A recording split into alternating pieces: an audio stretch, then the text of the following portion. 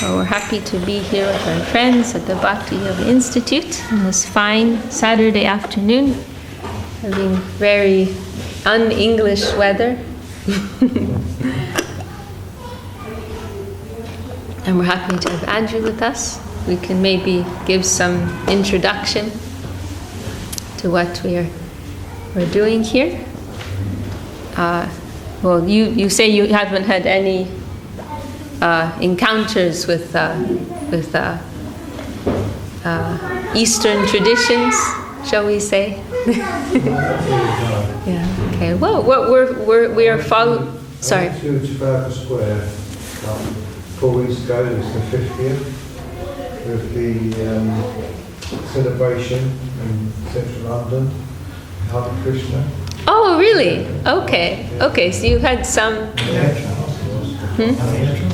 Oh, was it the Rath? Yeah, probably the Rath Yatra.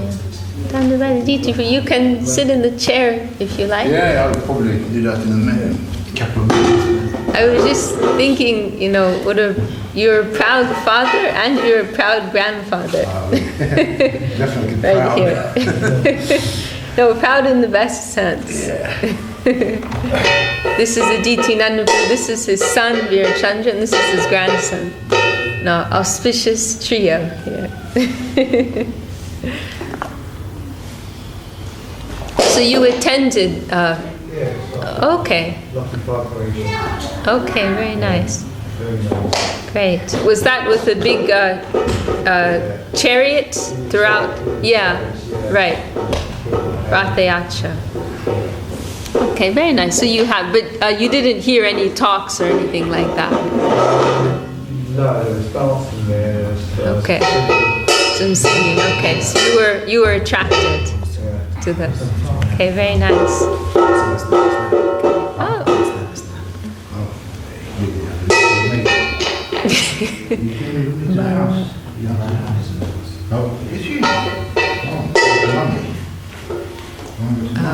Well, we are following a tradition that originates in the scriptures of ancient India, which are called the Vedas. You might have heard of the Vedas. Yeah. And they cannot be compared to the spiritual text for any other tradition because they are extremely vast. You can sit in the chair if you're more comfortable. In one lifetime you could not get through all of them. There's the 4 principal Vedas, there's at least 108 Upanishads, there's 18 Puranas, there's the Itihasas, the Mahabharata, the Ramayana. It's like a never-ending list, and they're extremely broad. They cover all aspects of life, both spiritual and material. So they present different spiritual conceptions, and they also present a very practical, handbook, you could say, as to how to, live your life in the world. Like politics and economics, medicine, everything is covered there.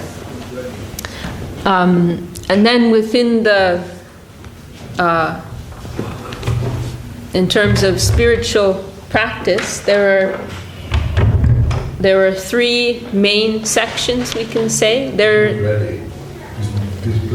There are spiritual practices which are prescribed, which are kind of like a mix of gaining within the material world and also engaging in pious religious activity. We can say, like, generally speaking, religious or spiritual activity which has its end being in further. Are you okay, Devidasi? Yeah, I just like some things. Let's fall.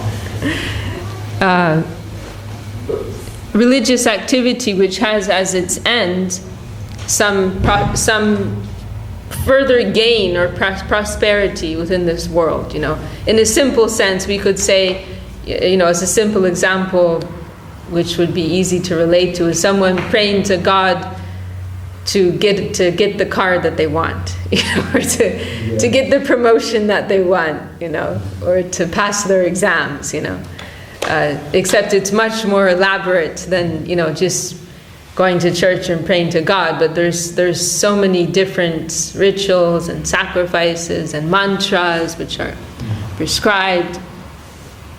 So this is generally called karma kanda. Karma means action. Karma, actually, the word karma is like a neutral word. It depends what the connotation is. So the word karma in and of itself, it just means action. But so according to context, it takes on a different meaning. So you've heard of the Bhagavad Gita? Yes. Okay. So that's a great book to study. But you'll see throughout Bhagavad Gita, I think most of the time that word is used just to mean action.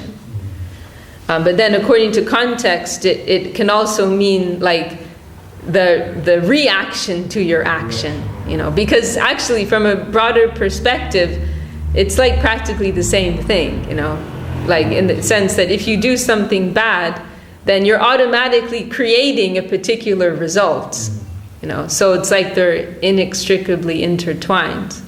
Like, why do we even need a separate word for that? You're automatically inviting a particular reaction. But strictly speaking, the word just means action. So karma kanda means different. This is a section of the scriptures of India which deal with this kind of practice. Going to the temple, performing this sacrifice, performing this worship, chanting this mantra, pleasing this particular deity in order to acquire some particular result within this world. And then there's another section of the scriptures which take a broader view on things.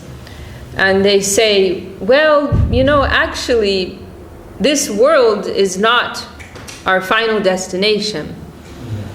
This world is not our real home. We are not actually this body. Everything in this world is going to vanish. So why should I waste my time trying to, acquire so many things in this world? Why is it so important for me to have so much money? Why is it so important for me to be, super famous? Why is it so important for me to have this car or whatever it is, so on and so forth? My whole experience now is temporary. As I'm experiencing, this is one of the very first teachings of Bhagavad Gita, that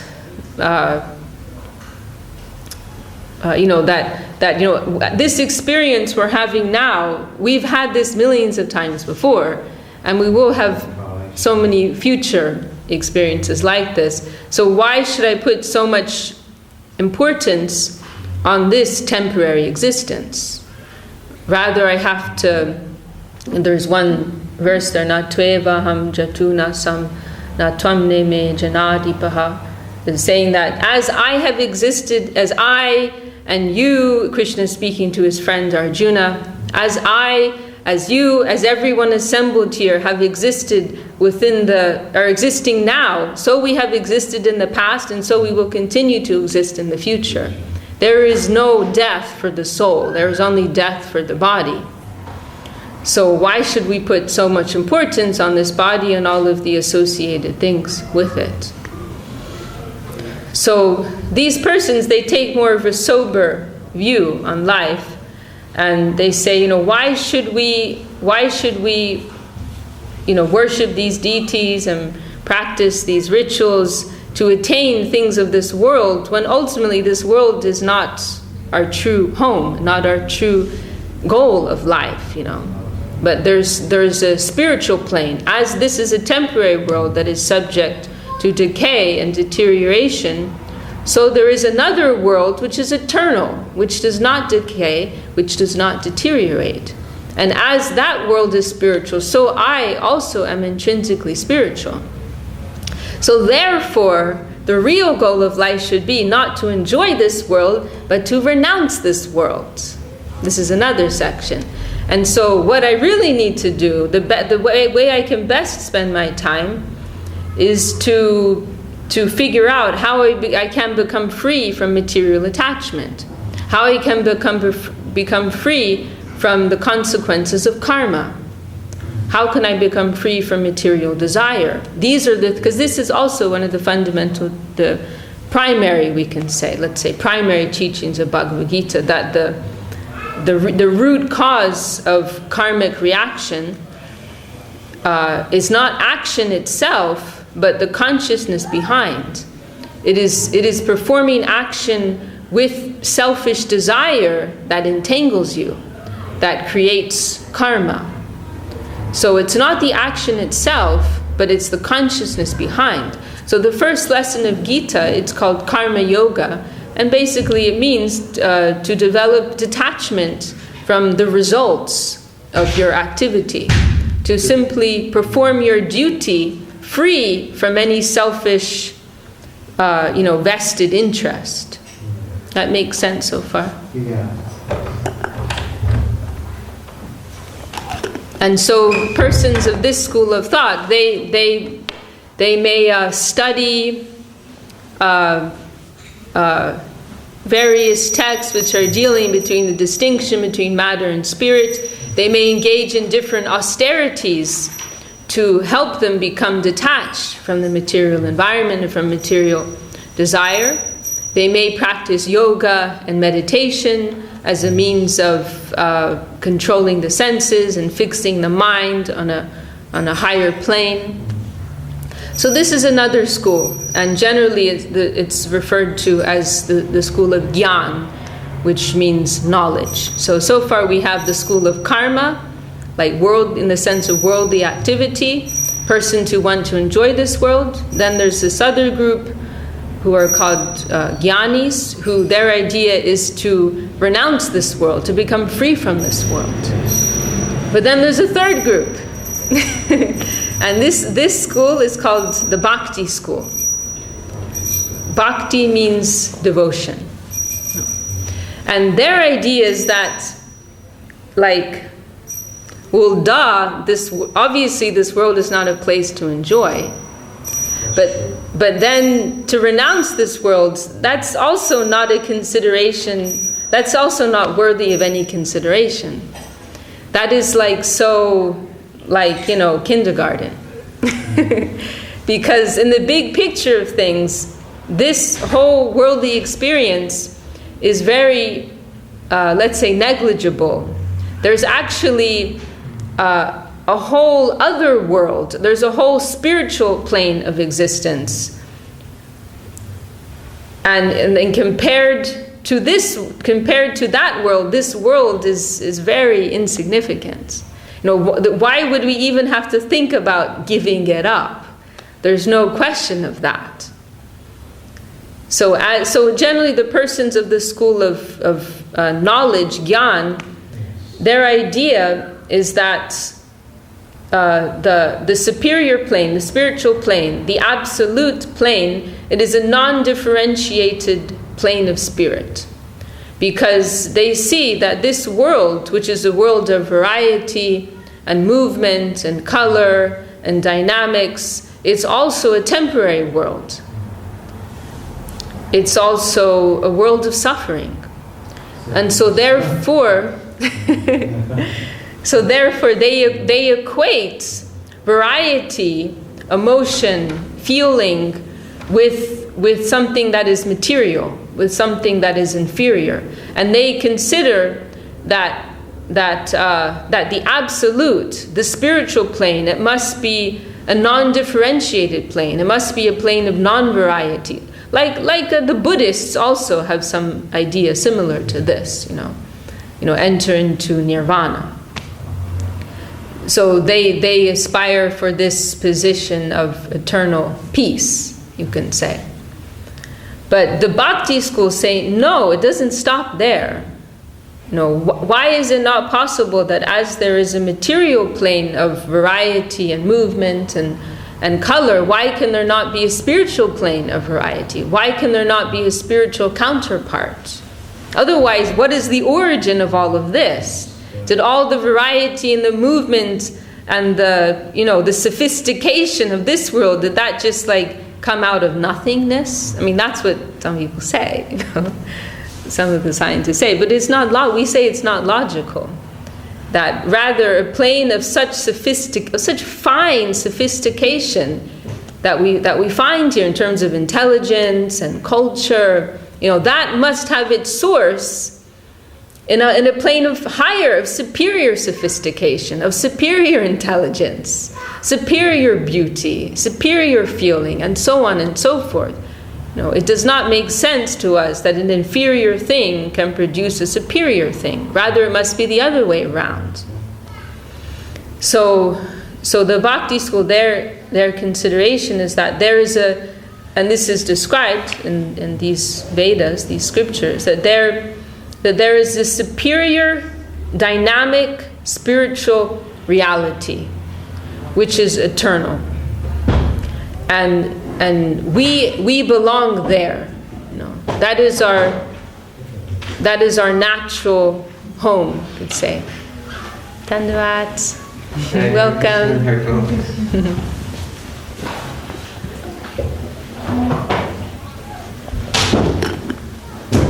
And furthermore, there's nothing actually wrong with feeling.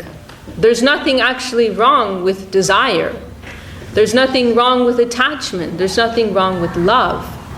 It's simply that it must be redirected to a superior being, to a superior plane. No, it's not that these things within us need to be negated or, suppressed or repressed. That's unnatural. But rather they need to be redirected. They should be directed towards the absolute, and particularly in our true need, our deepest need, our innermost hankering and desire and need is for love, for understanding, for intimacy, for relationship. That's really what is at the core of everyone's existence, whether they were admitted or not, whether they're conscious of it or not.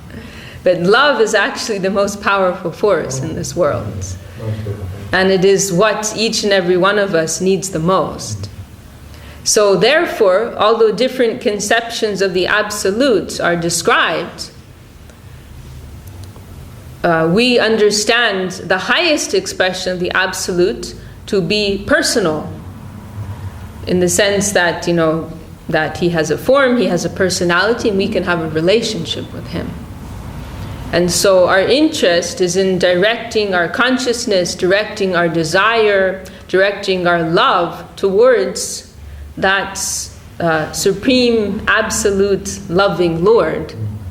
And understanding that our true home is there in relation to him and his divine eternal abode. And the Bhakti school is very peculiar in a sense that although we understand it to be the highest and most developed conception, it is also the most accessible. It's the most, it's all-inclusive. In the sense that you don't have to have some particular qualification. You don't have to have some particular knowledge. You don't have to have some particular physical capacity or skill.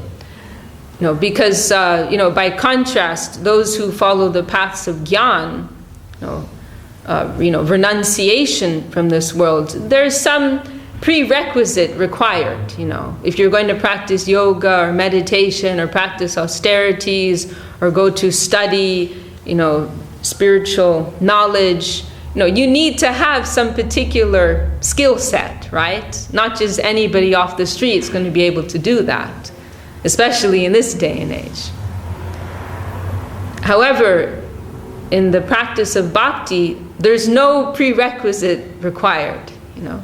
There's even not necessarily a particular lifestyle has to be adopted. But simply, one is told, Krishna tells, this is his promise in Bhagavad Gita, no, yat karoshi yad ashnashi yad juhosi dadasi yad yat tapasyasi kunteya tat karushva mad arpanam. Whatever you're doing, you know, whatever you're eating, whatever you're giving away in charity, you know, just do it, just connect it with me, you know, redirect it to me, you know, you're a teacher, you know, connect me to that, you know, you like to cook, you know, offer that to me, connect that to me, you like to make music, you know, connect that with me, you know, whatever it is, you know, connect it in some way. You have to work all day in an office. Make that an offering to me. You know, put me at the forefront of your consciousness. Put me in your heart. You don't have to change what you're doing. You don't have to change your dress. But make your whole life and make your every activity an offering to me. So it is a matter of the heart. It is a matter of consciousness. And so we are followers of this bhakti school. And what is also beautiful about bhakti is that through some development of a higher taste, Srila Swami Maharaj Prabhupada liked to say this expression, higher taste, then automatically you'll become free from lower taste. You know? So through our attraction to the Lord, then naturally we will lose our attraction to lower habits, to lower desires. It's not that we have to, try to repress these things, but simply through cultivation, through absorption in something higher, something more enjoyable, something more attractive, then naturally we'll become free from these lower things. So it's a very natural, very, very beautiful process. Like if somebody's been addicted to smoking their whole life, and then you tell them you got to give up, and they try to give up, then they may find it very difficult. But if they, like some people have methods, they'll chew gum instead, or they'll do these other things, like use their mouth, something else, or like people who've been eating meat their whole life, and then they decide they have to give up eating meat. It can be very, very hard for them, unless they see what we're eating, for example. You see, so many people, how many people come here and say, like, wow, I didn't know vegetarians could eat so good. It just changes their whole conception. So I can eat this is so tasty. It's who cares about meat? Now meat's starting to look really bad to me. So by the introduction of something higher, something superior, then it'd be very simple to give up our lower attachments. There was one occasion when some reporters, they asked Srila Swami Maharaj Prabhupada, what's the purpose of your mission? And no doubt at different times he gave different answers. But on this occasion he surprised everyone by saying, or what is the goal? I can't remember the exact question, but basically he said enjoyment. Enjoyment is what everybody needs. Enjoyment is what we're about. But material enjoyment is insufficient. Material enjoyment is not enough, and it's temporary.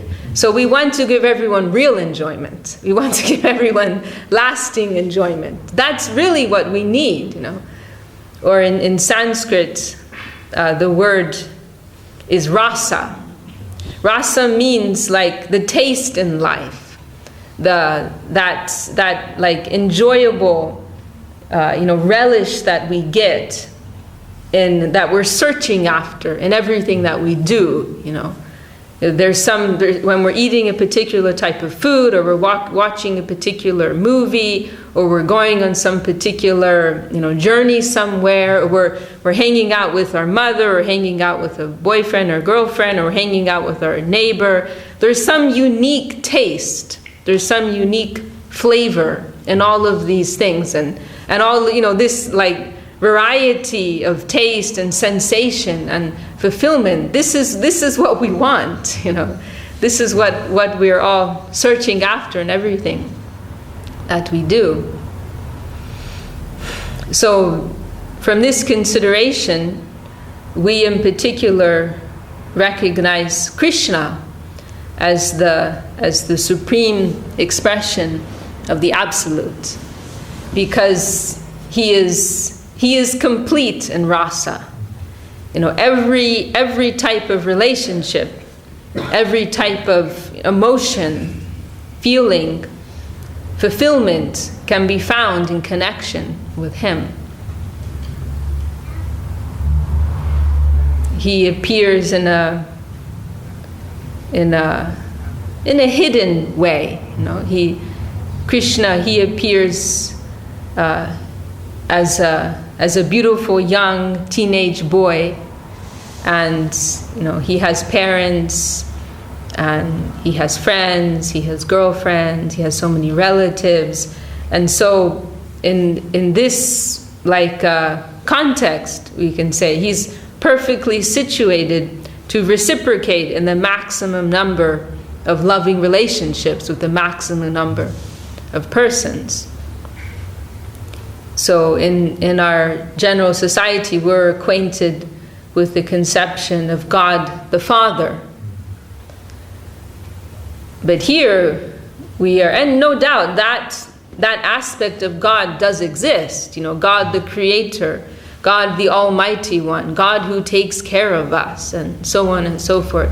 But here a deeper idea is presented to us. Our Srila Bhakti Siddhanta Saraswati Thakur, one of our gurus, he described this as the sonhood of God, rather than the fatherhood of God, the sonhood of God, where God chooses to appear in this central position, where he's better situated to relate in deeper and more intense and more variegated relationships. Because in the conception of the Father, you know, ordinarily, if you look at a family's dynamics, you'll say that the parents, right, the mother and the father, they're the head of the household, right? They're running things. They're in charge. But if you look closer at the dynamics of the family, you'll say, actually, the children are the ones who are running things. The children have like got it made, you know. The children are playing, they're having a good time, and their parent and they're like twisting their parents around their little finger as well, you know, they're getting whatever they want when they want it, just by putting a particular expression on their face. Whereas the parents, their position is a little dry, actually. And they have to go out all day, they have to work, you know, to take care of the children. And they have to, and all their energy is going towards the care of their child, you know. And the child, meanwhile, is having a good time and actually running the show. Just a question Yes. about Krishna. Has Krishna had incarnations through time, or was it just the one incarnation? Absolutely. It's a very, you know, what's presented in the Vedas is a very broad, you know, for someone who's coming from like a biblical, you know, background, this is like, you know, this will just blow your mind. Because it's like by comparison, I would say what's presented in you know, and I don't mean that with any offense, but I mean it's like it's like a one-dimensional explanation of reality. You know, God created the world in like 7 days, and I mean I haven't actually read the Bible, but I mean it's quite simplistic compared to the description and the detail that's given in the Vedas. So it's mentioned in one of our scriptures that there are as many avatars as there are waves in the ocean. We also have to stop thinking of time in a linear sense. That's another change here. but more in a cyclic sense, just to give us some idea. That just gives us some idea. With our limited brains, we cannot really conceive, and that's the first thing we have to understand. That we can't understand. We're just getting the tip of the iceberg. We're getting some idea. But time is not linear. Time is not limited. But there's different dimensions of reality, and so we can to just give a brief overview. We can say, first of all, that there is the spiritual zone of existence, which we can call Vaikuntha. Let's just call it Vaikuntha for this conversation. And then there is the material zone of existence. And so in the spiritual zone, there are many different zones. There's many different expansions of the Lord who all have their own particular zone where they have the Lord. He appears in many different forms. One explanation that is given for this is that this is in order to reciprocate with the particular desires of his devotees. That somebody has a particular mood of love and they want to reciprocate with God in a particular way. And so he appears like that to satisfy them in their particular mood. That's one explanation that's given. So really, there's unlimited expressions, and so in the whole spiritual zone, there's many different expansions of the Lord. They all have their own worlds, particular activities, what we will call lila, their divine play or pastime, particular environments, and they're reciprocating in many different ways with their devotees, their loved ones, their followers. There is also recognized some gradation. And so Krishna, he is described as the original expression of God. In Sanskrit, the term is Swayam Bhagavan, the supreme original Godhead. So Srila Swami Maharaj Prabhupada, he liked this expression, the supreme personality of Godhead. Actually, it was Srila Bhakti Siddhanta Saraswati Thakur, his guru. He liked to use this expression, Godhead, to indicate there's a plurality. It's not just, one God on a throne. But there's many different expressions of God, but there is also an original and supreme God who is recognized, and that is Krishna. And so, in particular, we are followers of Krishna. Then, for the purpose of bringing the attention of the lost souls of this world, the material world, back to where they really belong, the Lord does descend from time to time in different avatars in this world. That is also described in Bhagavad Gita. Yada yada hi dharmasya glanir bhavati bharata bhutanam dharmasya tadatmanam srijamyaham. That whenever there is an uprising of irreligion and there is a decline of proper religion, I descend myself. And so throughout the ages, which are moving in a cyclic way, then the Lord does appear. And there are different types of avatars. There are what are called Yuga avatars. Yuga, the word Yuga means age. There's maybe one of the kids. I think it's one of the kids. There are, the word Yuga means an age or a particular period of time. So the Vedas, they describe this cycle of four. You heard something about that. Okay. So the Vedas, they describe this cycle of 4 different ages, which the material universes are always moving through. And for each of these ages, there is like a designated Yuga avatar. So Yuga, age, and avatar, particular descent, manifestation of the Lord. And that Yuga avatar comes to spread the Yuga Dharma, the religion of that particular age, the particular recommended spiritual practice for that age, through which persons can best, can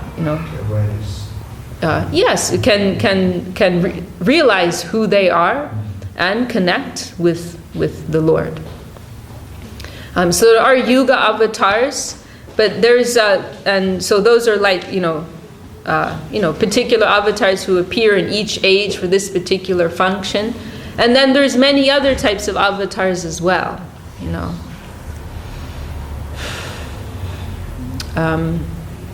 and they are described, in the scriptures, because there have been cases. Because there is so much broadness here, there have been cases of persons in India pretending to be avatars. Yeah, you don't know about this one.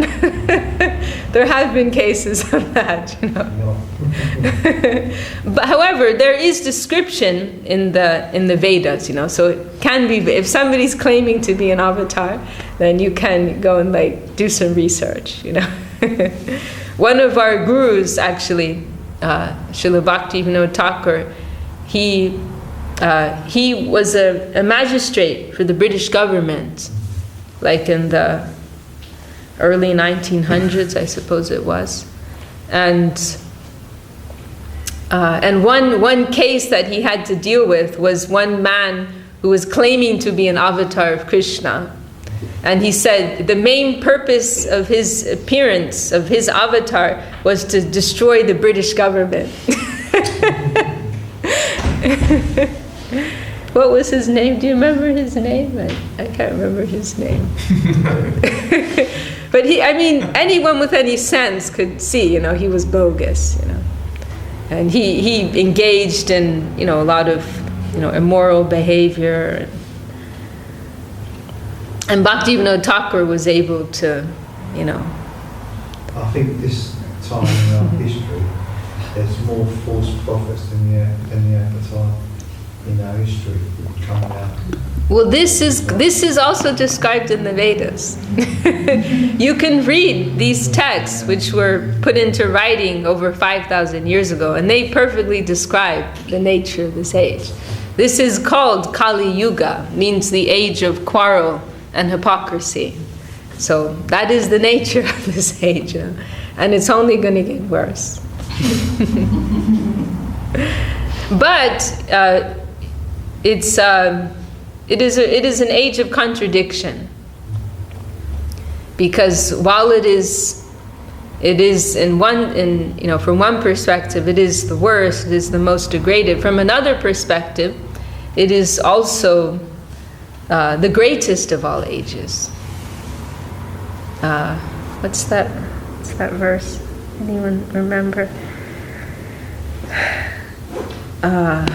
Mahanguna Kirtana Deva Krishnasya Mukta Sangha Parambrajat. I can't remember the first line.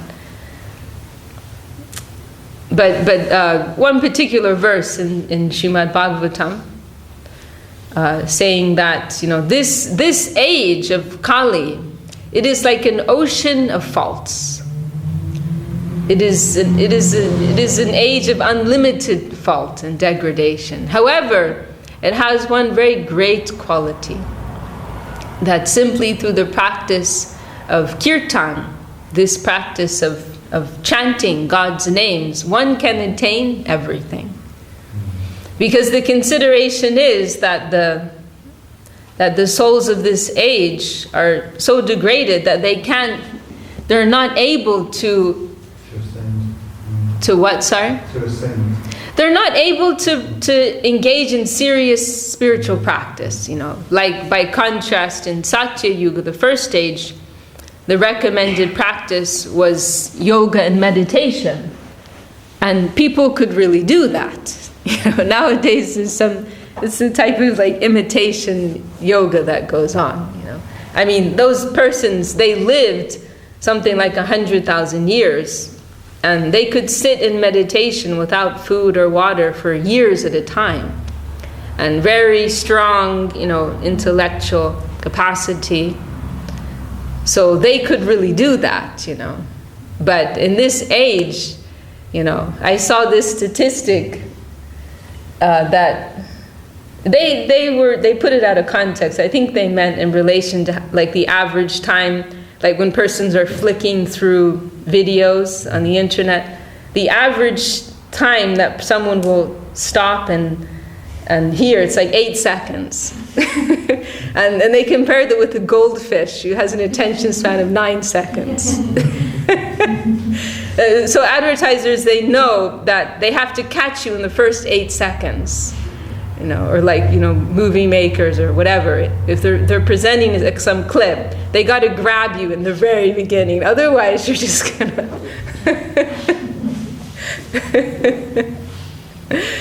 we cannot concentrate for long periods of time, And we're always thinking about food. Generally speaking, maybe you're different. Most of us,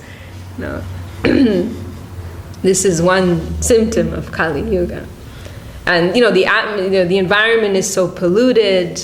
There's so much distraction. The senses are very strong.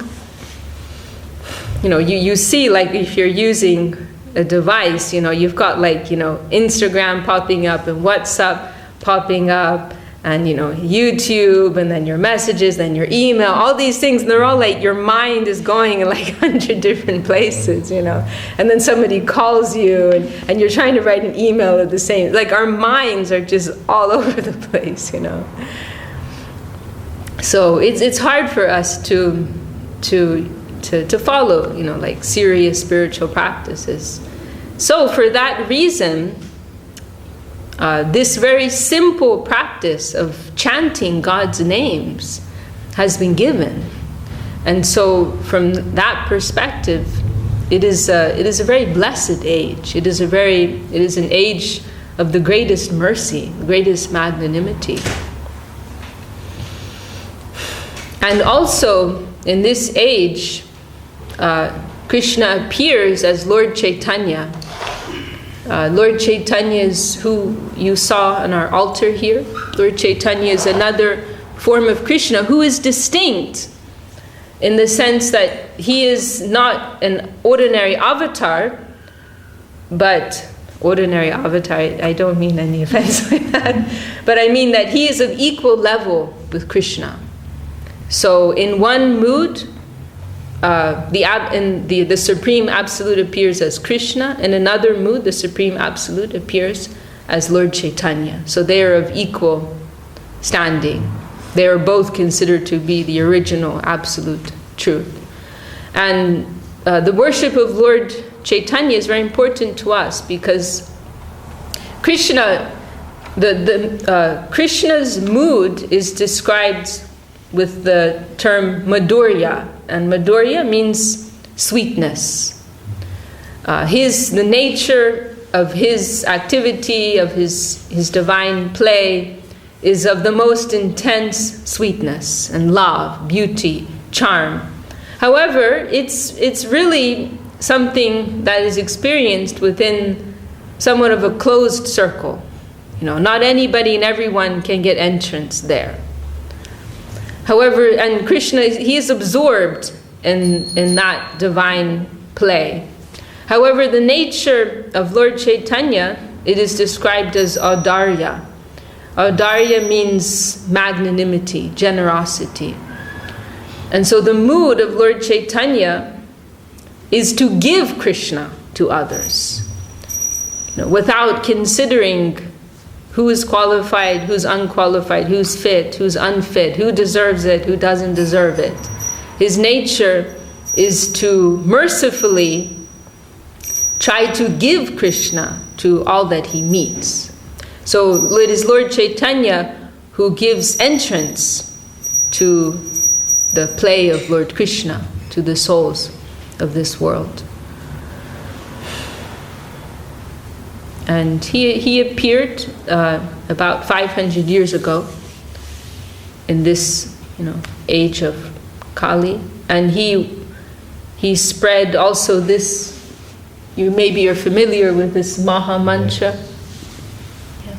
That was actually something somewhat revolutionary, because traditionally these Vedic mantras, they were not accessible to anyone and everyone. They were available to a particular section of society. But Lord Chaitanya, he broke that taboo, and he widely spread this mantra throughout India as a means of deliverance for all souls, without consideration of caste or creed. And so in that spirit, our gurus have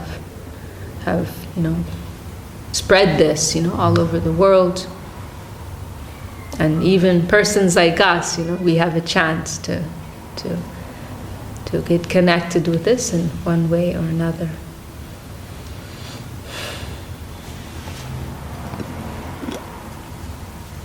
I found the verses from, I think, that you were referring to, the fallen age of Kali. Okay. The 11th canto of Srimad Bhagavatam, 5th chapter, 36 is one of them. It's in the chapter when Narada concludes his teachings to Vasudeva. Kalir dosha nidera jan. Arya gunanya sarvadina yatra sankirtanevya sarva swartho abhilabhyate. Those who are actually advanced in knowledge are able to appreciate the essential value of this age of Kali. Such enlightened persons worship Kali Yuga because in this fallen age, all perfection of life can easily be achieved by the performance of Sankirtan. And then of course there is the famous verse in the 32 chapter, the text 32 is Krishna Varnam Trisha Krishnam Sangopam Rastram Prashadam Yajne Sankirtana Praya Yajne Sum Megasam. In the age of Kali, intelligent persons perform congregational chanting to worship the incarnation of Godhead who constantly sings the names of Krishna. Although his complexion is not blackish, he is Krishna himself. He is accompanied by his associates, servants, weapons, and confidential companions. Very nice. What was the first verse? The number? I don't know that verse. It's 11th canto, 5th chapter, verse 36. Which is talking about how, this Kali Yuga age is so valued and achieve the performance of Sankirtan. It talks about the different yugas in that, and then talks about Kali Yuga. But I remember, you reminded me of the verse now. I don't know where it is, but Kalir dosha nidera jan yasti heko mahanguna kirtanad eva krishnasya mukta sangha param brajat. That this age of Kali, it is full of dosh. Dosh means fault. However, it has one mahanguna, one very great quality, that simply by engaging in Krishna Kirtan, one can attain the highest destination. Ajay Prabhu, welcome. Dandavat. Happy to see you. Do you have any questions or comment or anything, Andrew? I know it's very confusing, the world and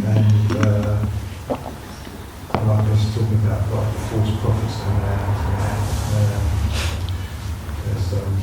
There's a guy in California, and started off as His Holiness Buddha Maitreya. Sorry, what did you say? He started off originally with his name, His Holiness Buddha Maitreya, and then he's gone from His Holiness Buddha Maitreya to His Holiness Jesus Christ. So, and it's got confused in the world of this, but I think you got to look inside and follow your own intuition. Feels right, feels not right. Yeah. There's one verse which I cannot remember, but our Gurudev quoted it a few times, I heard, saying that there are many gurus in this world who will remove the wealth of their disciples. But there's very few gurus who can remove the ignorance of their disciples. You know?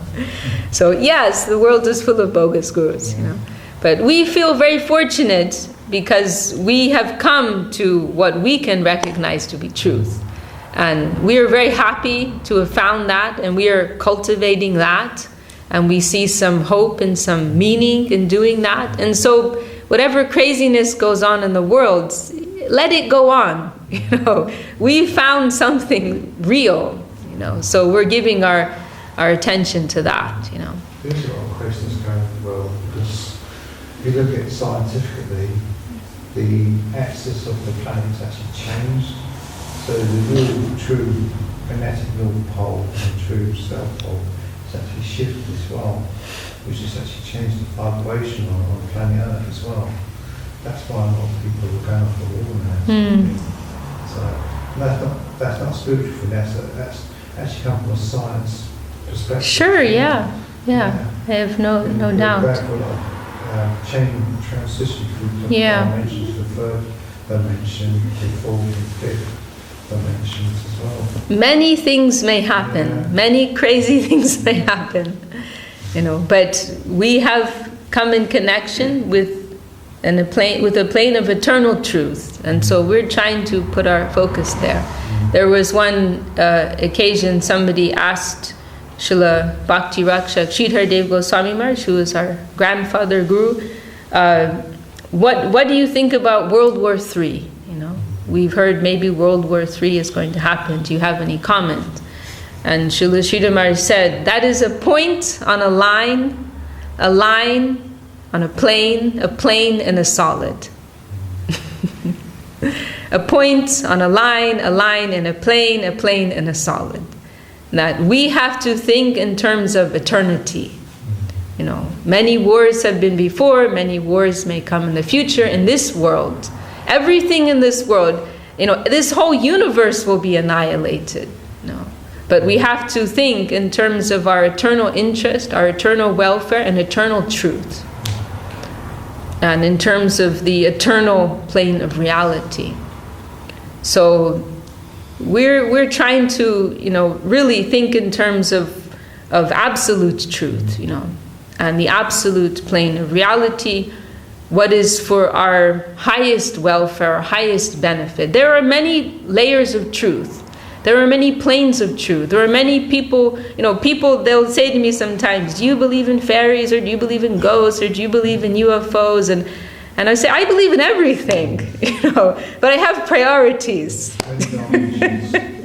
There's all kinds of things going on. I believe in all these conspiracy. Okay, yes, let it all be. You know, yes, I don't have any objection, you know. I'm sure they're all existing. I'm sure they're all going on. However, I have better things to do with my time. You know, if I were going to die tomorrow, then where would I want to put my attention? Where would I want to put my energy? What is actually the need of my soul? You know, there's this material, this world of physical material matter. There's also subtle matter, the mental plane. But what we want goes far beyond that even. There's the world of ego. You know, but what we are going after goes far beyond all of that also. So we want to try to put things in perspective. Yeah. I mean, really, the world is really crazy right now, you know. Like on one side, nuclear warfare could break out, you know. On the other side, the scientists are saying that the whole world's going to collapse because of, you know, the ecosystem and global warming, and so, like, on so many sides, things are like really bad and like could just end, you know, very soon, you know. But we have to really, that should just make us put our focus on what's really important. Well, on this planet, there's certain individuals who try to destroy it, and we've come very close to nuclear war. where they've actually tried to fire off. They've opened up the silos, and once they've actually pressed the button, and all the computer systems have just dropped, so nothing could happen. So that's, I've been told that as well, where they actually tried to launch the missiles, and they couldn't launch them, nothing happened. All the computer systems is all shut down and shut down. So there's a higher body, higher quality, the one that allow that to happen. You can go so far, but you're not going as far as that. Not as far you're not going to do it, you're not going to destroy the planet. You won't be allowed. When I got involved with Krishna consciousness quite a while ago now, I actually took quite a lot of comfort from the Vedas in terms of their telling us that actually the world isn't over yet. You know, and we're currently in the Kali Yuga, and there's 427,000 years left, which actually I find quite comforting in a very bizarre way, because we hear all these ideas that the world's going to end. But it gave me some reassurance that there is a long time to go, and that the great thing about being around right now is we're in the kind of golden period. We're in the period of Chaitanya Mahaprabhu, whose deity is here, and through just chanting the mantra, which is the easiest form of yoga I've ever done, is really, really good. It's a very easy process to take to, and I think I used to get quite bogged down as well years ago with, you know, politics and conspiracy theories, and actually it was quite depressing. And then when you delve deep into Krishna consciousness and you read the Vedas, actually it's quite comforting. You feel quite safe and secure, like a safety net. Srila Sridhar Maharshi told of one some Aboriginal group, I think it was in the Amazon, that where they were living, that area of lands, it was acquired by some developers or some company or something, and they were gonna like destroy that area of the rainforest. And this group decided to commit collective suicide, you know, because they thought, you know, what's the point of going on? You know, our whole way of life is going to be destroyed. So they decided to commit collective suicide. And Srila Sridhar Maharshi said, you know, in a way I can appreciate this, because, you know, they feel there's nothing worth living for in this world, you know, like, you know, if you look, as you're saying, you look at all these things, like, why should I even like wake up tomorrow? Like, if this is all there is, you know. But then Srila Sridhar Maharshi said, but there, you know, what does give meaning is that, you know, we've come in connection with this gift, you know, that's the only thing that gives us some purpose. Otherwise, what is there to live for in this world? You know, it's such a mess, you know.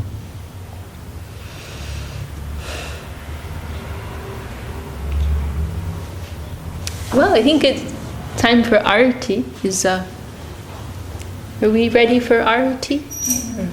Oh, I think she's here. Oh, are you the pujari? Yeah. Oh, okay. Are we? Is it time for Arati? It's time for Arati. Okay, cool.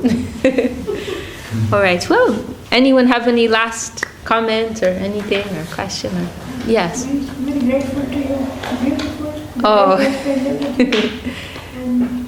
very grateful to you. Very happy to meet you. What you have been doing is really good. Oh. People can get it. Once you have faith in Krishna, you read all this Krishna Bhagavad Gita Bhagavatam. So there won't be any doubt about who Krishna is. Ever. Whenever you listen, whatever you come across, that faith will always be there for Krishna. Jai, thank you so much. That was beautiful. Thank you very much. All right.